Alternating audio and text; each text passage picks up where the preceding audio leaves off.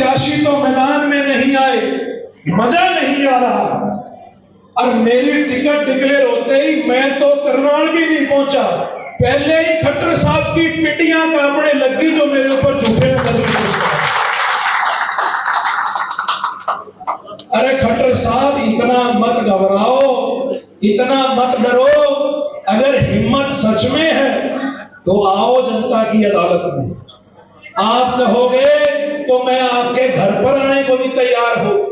आप कहोगे किसी सार्वजनिक जगह पर आना है, मैं वहां पर भी आने को तैयार हूं।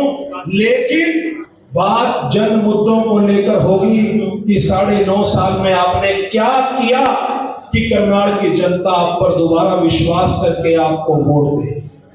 आज एक तरफ 2 मुख्यमंत्री हैं और एक तरफ मैं, आपका बच्चा, 31 साल का नौजवान। फैसला आप लोगों ने करना है, फैसला आप लोगों ने करना है। अगर आपको लगता है कि बीजेपी और मनोहर लाल खट्टर जी ने करनाल के लिए, नीलोखेड़ी के लिए, प्रदेश के लिए सच में कोई काम किए, तो आपका फर्ज बनता है आप मनोहर लाल खट्टर को वोट दो।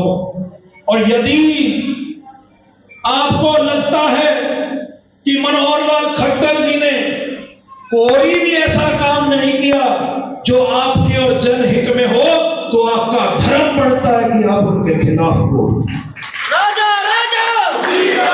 और लड़ाई आज सिर्फ 2 के बीच में है। ये वोट काटू जो घूम रहे हैं, ये सिर्फ और सिर्फ क्योंकि 2019 में भी आपने देख लिया कि कई ऐसी पार्टियां भी आई जो बीजेपी के खिलाफ बात करती थी, लेकिन बाद में जाके उनकी झोली में बैठी। लड़ाई 2 ताकतों में है। एक जो अहंकार के घोड़े पर सवार है और दूसरे जो स्वाभिमान की लड़ाई लड़ रहे हैं।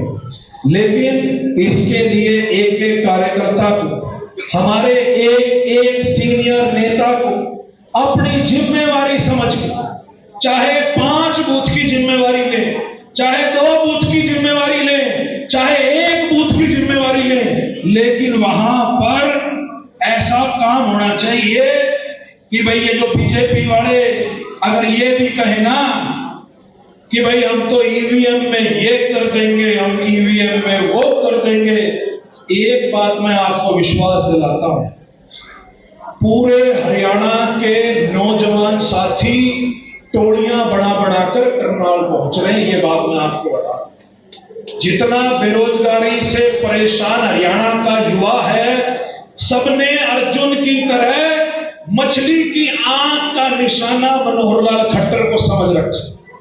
और मेरे को दिन में हजारों फोन दूसरे जिलों से, करनाल से भी, पानीपत से भी और जिलों से भी आ रहे।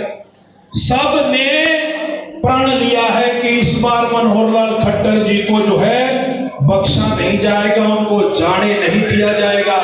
और ईवीएम की अगर ये बात करें तो एक बात बता दूं, इस बार बूथों के ऊपर नौजवान साथियों की जिम्मेवारी रहेगी। जो अगर ये बात कहे ना कि ईवीएम में ये कर देंगे, ईवीएम को हाथ तो दूर लगाने की बात, फूट भी नहीं मारने देंगे ईवीएम के आसपास। ये बात मैं आपको कह के जाता हूं। अब आपसे ये अनुरोध करता हूं कि एक एक कार्यकर्ता, हमारा साथी, एक एक हमारे सीनियर नेता अपनी जिम्मेवारी समझ के जो है इस चुनाव को लड़े। और अंत में मैं एक बात कह के अपनी बात को, अपनी वाणी को विराम दूंगा कि लगा दो आग पानी में, शरारत हो तो ऐसी हो, मिटा दो हस्ती जुल्मी की, बगावत हो तो ऐसी हो। बगावत के सुर बुलंद करते हुए आपने लड़ाई लड़नी है। आपका भाई, आपका बेटा आपकी सम्मान की पगड़ी को कभी झुकने नहीं देगा। ये मैं बात आपको यहां से वादा करता हूं। आप सभी ने इतना मान सम्मान बख्शा, मेरी बात को सुना।